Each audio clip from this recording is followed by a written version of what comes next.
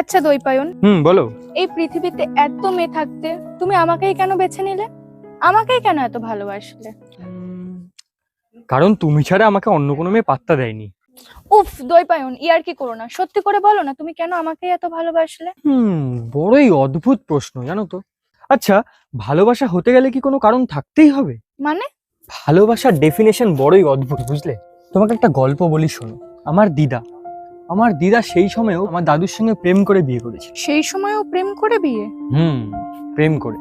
দাদু আর দিদার মধ্যে অনেক ভালোবাসা ছিল, কিন্তু দাদু মারা যাওয়ার পর থেকে দিদার শরীরটা বড্ড খারাপ হতে শুরু করে। দিদার অ্যালজাইমার্স ডিজিজ ধরা পড়ে।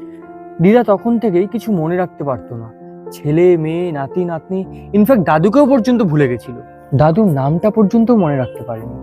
কিন্তু জানো তো, দিদা দাদুর একটা ফটো নিয়ে থাকতো, আর সেই ফটোটা ধরে বলতো, এইটাই আমার ভালোবাসার মানুষ। তাহলে এবার ভাবো, ভালোবাসাটা কি?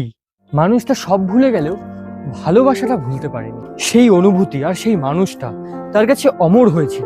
ভালোবাসাটা এরকমই, বুঝলে তো। কোনো কিছু দেখে কিংবা কোনো কিছুর জন্য ভালোবাসা হয় না, জাস্ট হয়ে যায়। আর সত্যি বলতে আমি নিজেও জানি না আমি তোমাকে কেন ভালোবাসি, জাস্ট ভালোবাসি আর ভালোবেসে যাব। গানে গানে যদি